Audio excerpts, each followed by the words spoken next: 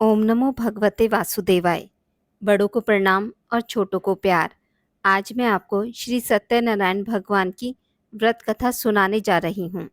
श्री सत्यनारायण व्रत की कथा को सुनने का फल हजारों साल तक किए गए यज्ञ के बराबर माना जाता है। किसी भी शुभ कार्य या मनोकामना पूरी करने हेतु विधि विधान से श्री सत्यनारायण भगवान की पूजा और कथा कराई जाती है। शास्त्रों के मुताबिक ऐसा माना गया है कि इस कथा को सुनने वाला व्यक्ति व्रत रखता है तो उसके जीवन के दुखों को श्री हरि विष्णु खुद ही हर लेते हैं। स्कंद पुराण के अनुसार भगवान सत्यनारायण श्री हरि विष्णु का ही दूसरा रूप है और इस कथा की महिमा को भगवान सत्यनारायण ने अपने मुख से देवऋषि नारद को बताया और सुनाया था। श्री सत्यनारायण व्रत कथा का पहला अध्याय। एक समय की बात है, नेशिरण्य तीर्थ में शौनक आदि 88,000 ऋषियों ने श्री सूत जी से पूछा, हे प्रभु, इस कलयुग में वेद विद्या रहित मनुष्यों को प्रभु भक्ति किस प्रकार मिल सकती है तथा उनका उद्धार कैसे होगा। मुनि श्रेष्ठ, कोई ऐसा तप बताइए जिससे थोड़े समय में ही पुण्य मिले और मनवांछित फल भी मिल जाए।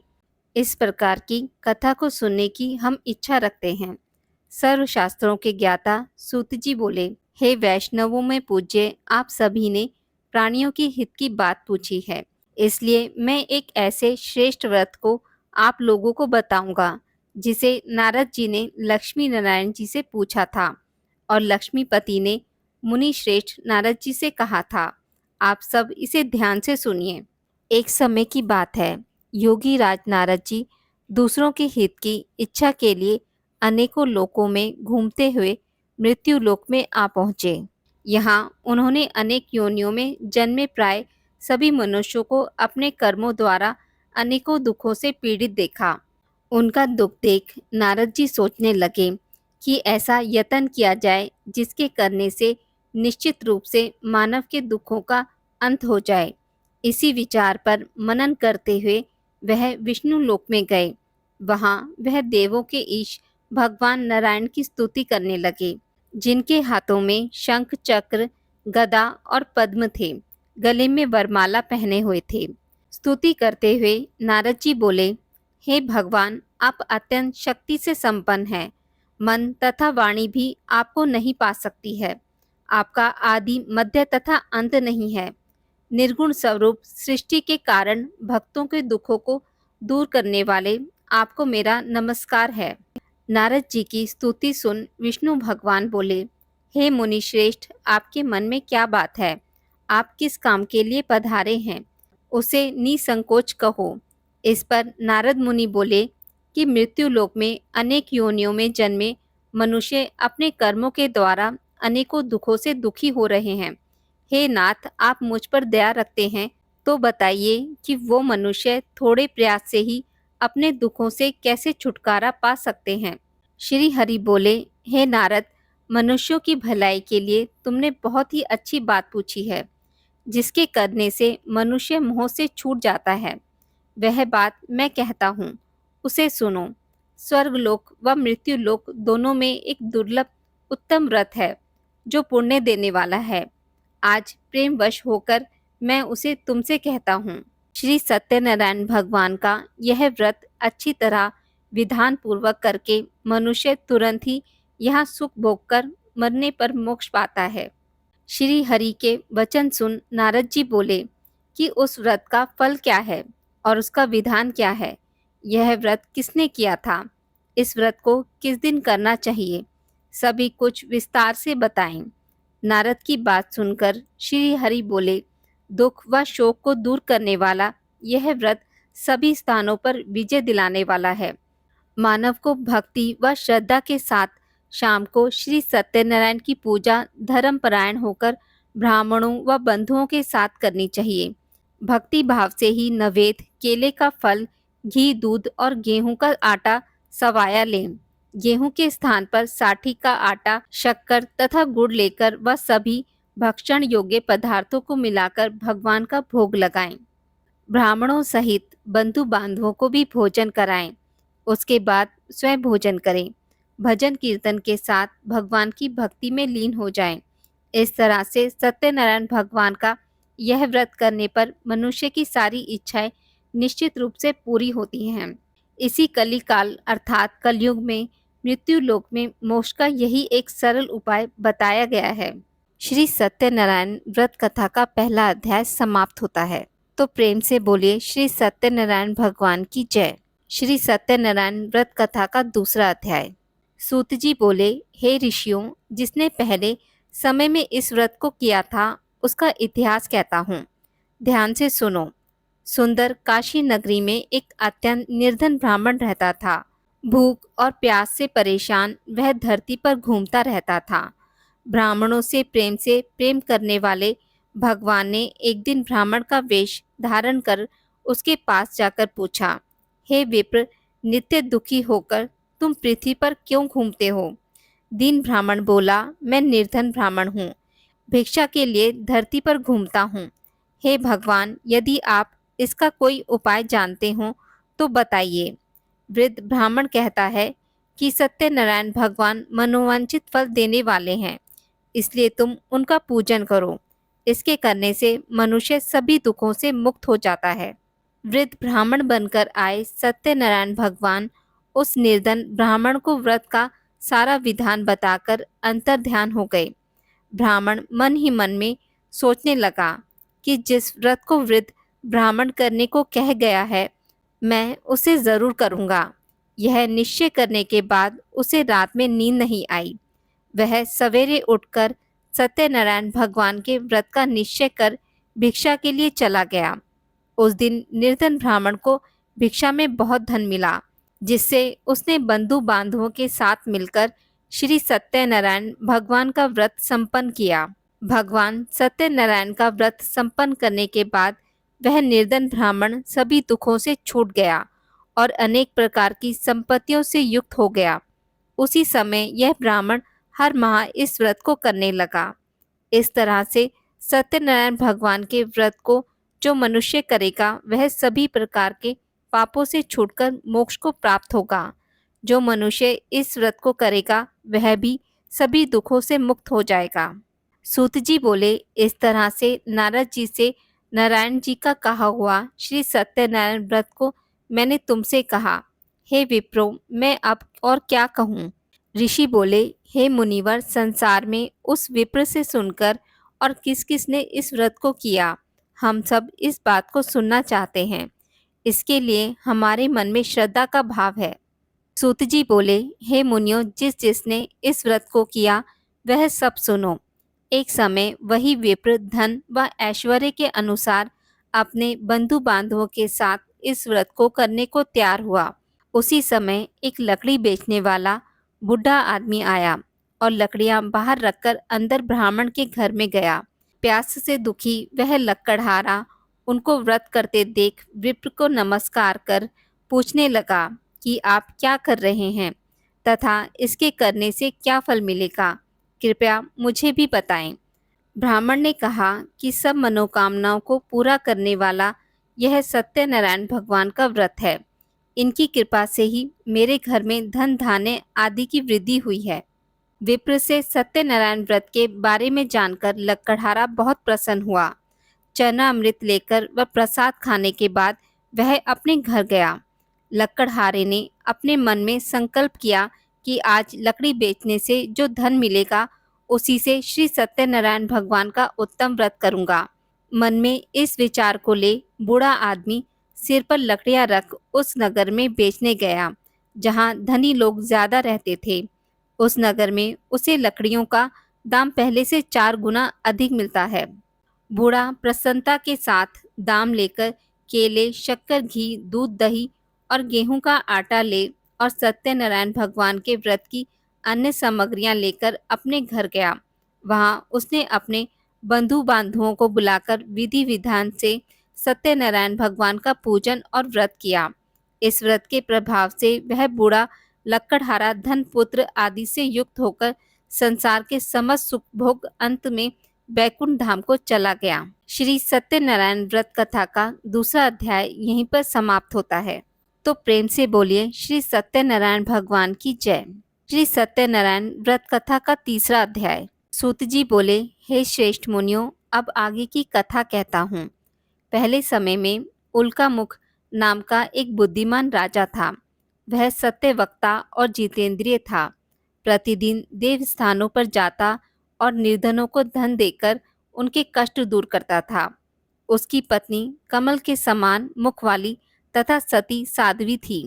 भद्रशिला नदी के तट पर उन दोनों ने श्री सत्यनारायण भगवान का व्रत किया। उसी समय साधु नाम का एक वैश्य आया। उसके पास व्यापार करने के लिए बहुत सा धन भी था। राजा को व्रत करते देख वह विनय के साथ पूछने लगा, हे राजन, भक्ति भाव से पूर्ण होकर आप यह क्या कर रहे हैं? मैं सुनने की इच्छा रखता हूँ, तो आप मुझे बताएं। राजा बोला, हे साधु, अपने बंधु बांधवों के साथ पुत्र आदि की प्राप्ति के लिए एक महाशक्तिमान श्री सत्यनारायण भगवान का व्रत व पूजन कर रहा हूँ। राजा के वचन सुन साधु आदर से बोला, हे राजन, मुझे इस व्रत का सारा विधान कहिए। आपके कथा अनुसार मैं भी इस व्रत को करूँगा। मेरी भी संतान नहीं है और इस व्रत को करने से निश्चित रूप से मुझे संतान की प्राप्ति होगी। राजा से व्रत का सारा विधान सुन व्यापार से निवृत्त हो वह अपने घर गया। साधु वैश्य ने अपनी पत्नी को संतान देने वाले इस व्रत का वर्णन कह सुनाया और कहा कि जब मेरी संतान होगी तब मैं इस व्रत को करूँगा। साधु ने इस तरह के वचन अपनी पत्नी लीलावती से कहे। एक दिन लीलावती पति के साथ आनंदित हो सांसारिक धर्म में प्रवृत्त होकर सत्यनारायण भगवान की कृपा से गर्भवती हो गई। 10वें महीने में उसके गर्भ से एक सुंदर कन्या ने जन्म लिया। दिनों दिन वह ऐसे बढ़ने लगी जैसे कि शुक्ल पक्ष का चंद्रमा बढ़ता है। माता पिता ने अपनी कन्या का नाम कलावती रखा। एक दिन लीलावती ने मीठे शब्दों में अपने पति को याद दिलाया कि आपने सत्यनारायण भगवान के जिस व्रत को करने का संकल्प किया था उसे करने का समय आ गया है। आप इस व्रत को करिए। साधु बोला कि हे प्रिय, इस व्रत को मैं उसके विवाह पर करूँगा। इस प्रकार अपनी पत्नी को आश्वासन देकर वह नगर को चला गया। कलावती पिता के घर दिनों दिन बड़ी होने लगी। साधु ने एक बार नगर में अपनी कन्या को सखियों के साथ देखा तो तुरंत ही दूत को बुलाया और कहा कि मेरी कन्या के लिए योग्य वर देखकर आओ। साधु की बात सुनकर दूत कंचन नगर में पहुंचा और वहां देखभाल कर लड़की के सुयोग्य वाणिक पुत्र को ले आया। सुयोग्य लड़के को देख साधु ने बंधु बांधवों को बुलाकर अपनी पुत्री का विवाह कर दिया। लेकिन दुर्भाग्य की बात ये हुई कि साधु ने अभी भी श्री सत्यनारायण भगवान का व्रत नहीं किया। इस पर श्री भगवान क्रोधित हो गए और श्राप दिया कि साधु को अत्यधिक दुख मिले। अपने कार्य में कुशल साधु बनिया जमाई को लेकर समुद्र के पास स्थित होकर रत्नासारपुर नगर में गया। वहां जाकर दामाद ससुर दोनों मिलकर चंद्रकेतु राजा के नगर में व्यापार करने लगे। एक दिन भगवान सत्यनारायण की माया से एक चोर राजा का धन चुराकर भाग रहा था। उसने राजा के सिपाहियों को अपना पीछा करते देख चुराया हुआ धन वहां रख दिया जहां साधु अपने जमाई के साथ ठहरा हुआ था।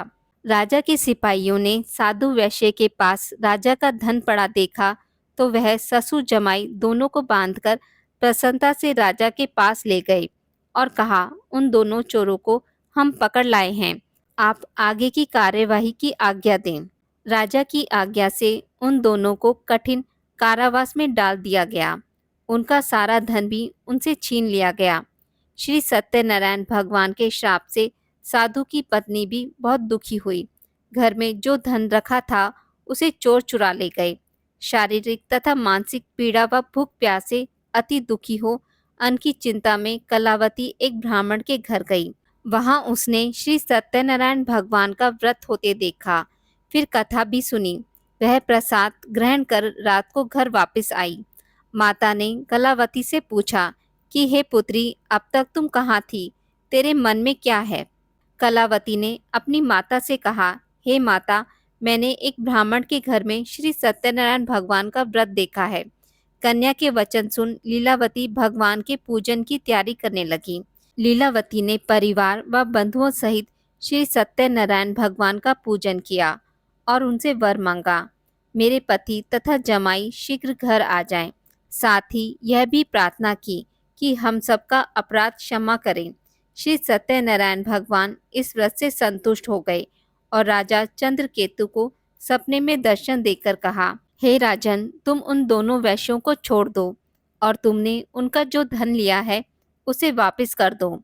अगर तुमने ऐसा नहीं किया तो मैं तुम्हारा धन, राज्य व संतान सभी नष्ट कर दूंगा।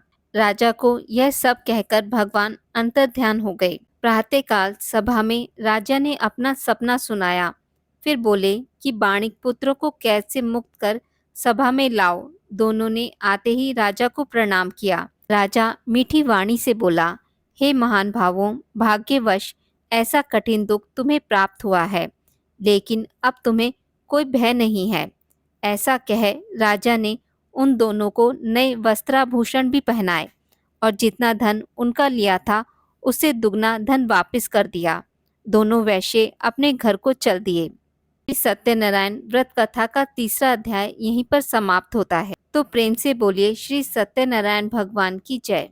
श्री सत्यनारायण व्रत कथा का चौथा अध्याय। सूत जी बोले, वैश्य ने मंगलाचार कर अपनी यात्रा आरंभ की और अपने नगर की ओर चल दिए। उनके थोड़ी दूर जाने पर एक दंडी वेशधारी श्री सत्यनारायण ने उनसे पूछा, हे साधु, तेरी नाव में क्या है? अभिवाणी वाणिक हंसता हुआ बोला, हे दंडी, आप क्यों पूछते हो? क्या धन लेने की इच्छा है? मेरी नाव में तो बैल व पत्ते भरे हुए हैं। वैश्य के कठोर वचन सुन भगवान बोले, तुम्हारा वचन सत्य हो। दंडी ऐसा वचन कह वहां से दूर चले गए। कुछ दूर जाकर समुद्र के किनारे बैठ गए। दंडी के जाने के बाद साधु वैश्य ने नित्य क्रिया के पश्चात नाव को ऊंची उठते देखकर अचंबा माना और नाव में बैल पत्ते आदि देख वह मूर्छित हो जमीन पर गिर पड़ा। मूर्छा खुलने पर वह अत्यंत शोक में डूब गया। तब उसका दामाद बोला कि आप शोक न मनाएं, यह दंडी का शाप है, इसलिए हमें उनकी शरण में जाना चाहिए, तभी हमारी मनोकामना पूरी होगी। दामाद की बात सुनकर वह दंडी के पास पहुंचा और अत्यंत भक्ति भाव से नमस्कार करके बोला, मैंने आपसे जो असत्य वचन कहे थे उनके लिए मुझे क्षमा दें। ऐसा कहकर महान शोकातुर हो रोने लगा। तब दंडी भगवान बोले, वाणिक पुत्र, मेरी आज्ञा से बार बार तुम्हें दुख प्राप्त हुआ है। तू मेरी पूजा से विमुख हुआ। साधु बोला, हे भगवान, आपकी माया से ब्रह्मा आदि देवता भी आपके रूप को नहीं जानते, तब मैं अज्ञानी कैसे जान सकता हूँ? आप प्रसन्न होइए। अब मैं सामर्थ्य के अनुसार आपकी पूजा करूँगा। मेरी रक्षा करो और पहले के समान नौका में धन भर दें। साधु वैश्य के भक्ति पूर्वक वचन सुनकर भगवान प्रसन्न हो गए और उसकी इच्छा अनुसार वरदान देकर अंतर्ध्यान हो गए। ससुर जमाई जब नाव पर आए तो नाव धन से भरी हुई थी। फिर वही अपने अन्य साथियों के साथ सत्यनारायण भगवान का पूजन कर अपने नगर को चल दिए। अब नगर के नजदीक पहुंचे तो दूत को घर पर खबर करने के लिए भेज दिया। दूत साधु की पत्नी को प्रणाम करता है कि मालिक अपने दामाद सहित नगर के निकट आ गए हैं। दूत की बात सुन साधु की पत्नी लीलावती बड़े हर्ष के साथ सत्यनारायण भगवान का पूजन कर अपनी पुत्री कलावती से कहा कि मैं अपने पति के दर्शन को जाती हूँ, तू कार्य पूर्ण कर शीघ्र आ जा। माता के ऐसे वचन सुन कलावती जल्दी से प्रसाद छोड़ अपने पति के पास चली गई। प्रसाद की अवज्ञा के कारण श्री सत्यनारायण भगवान रुष्ट हो गए और नाव सहित उसके पति को पानी में डुबो दिया। कलावती अपने पति को वहां ना पाकर रोती हुई जमीन पर गिर गई। नौका को डूबा हुआ देख व कन्या को रोता देख साधु दुखी होकर बोला कि हे प्रभु, मुझसे तथा मेरे परिवार से जो भूल हुई उसे क्षमा करें।